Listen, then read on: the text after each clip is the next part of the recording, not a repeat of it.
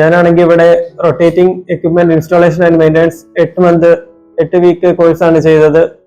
അത് കാരണം ഇന്റർവ്യൂസ് ഒത്തിരി എനിക്ക് ആദ്യമേ അറിയില്ലായിരുന്നു എങ്ങനെയാ ഇന്റർവ്യൂ, ഞാൻ മുമ്പ് അറ്റൻഡ് ചെയ്തിട്ടില്ല. ആഫ്റ്റർ ദാറ്റ് എനിക്ക് 4-5 ഇന്റർവ്യൂ പാസ് ஆவான் பற்றி. இப்போ வெயிட்டிங் ആണ് விசைக்கு வேண்டிட்டு. இங்க வந்து என்னென்ன லேர்ன் பண்ண அப்படின்னா பம்ப் மெயின்டெனன்ஸ், இந்த டர்பைன், கம்ப்ரஸர், நம்ம அலைன்மெண்ட் எல்லாம் எப்படி பண்றது எல்லாமே லேர்ன் பண்ணியாச்சு. அதை வச்சு ஈஸியா ஒரு 2 இன்டர்வியூ கிளியர் பண்ணேன். எல்லாமே கோயத்துல எப்போ பிளேஸ்மெண்ட் ஆயிருக்கு.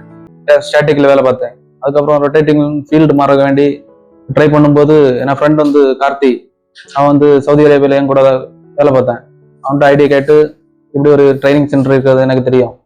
அதுக்கப்புறம் இங்கே வந்து ஃபீல்டு எக்ஸ்பீரியன்ஸுக்காக சைட்டுக்கு போகலாம்.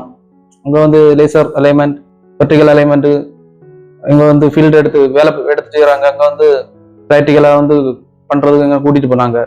ப்ரீவியஸாக நான் ஒரு பிளான்ட்டில் ஒர்க் பண்ணேன் ரொட்டேட்டிங்கில். அப்போ வந்து எனக்கு பம்பு பார்ட்ஸ் எது தெரியாமல் இருந்தது.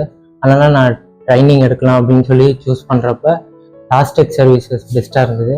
அப்புறம் சைட் விசிட் எல்லாம் கூப்பிட்டு போகிறாங்க. அதுக்கப்புறம் பிளேஸ்மெண்ட் அரேஞ்ச்மெண்ட் எல்லாமே அவங்க சப்போர்ட்டிவ் அண்ட் ஹெல்ப்ஃபுல்லாக இருக்காங்க. Thank you for giving this wonderful opportunity. Almost நான் வந்து ஒரு 2 months இங்கே ட்ரெயின் ஆனதுக்கப்புறம் இதுக்கப்புறம் நான் வந்து எந்த பிளான் போனாலுமே என்னால் வந்து மேனேஜ் பண்ணிக்க முடியும், அட்ஜஸ்ட் பண்ணி கண்டிப்பாக ஒர்க் பண்ண முடியும் அப்படின்ற ஓரளவு கான்ஃபிடென்ட்டோட நான் இங்கேருந்து வெளில போகிறேன். இங்கே வந்து அக்காமடேஷன் எல்லாம் அவங்களே ப்ரொவைட் பண்ணுறாங்க. நெக்ஸ்ட் வந்து உங்களுக்கு சைட் ஒர்க் வேணும்னா சைட் ஒர்க் கூட்டிகிட்டு போயிட்டு எல்லாம் காமிப்பாங்க.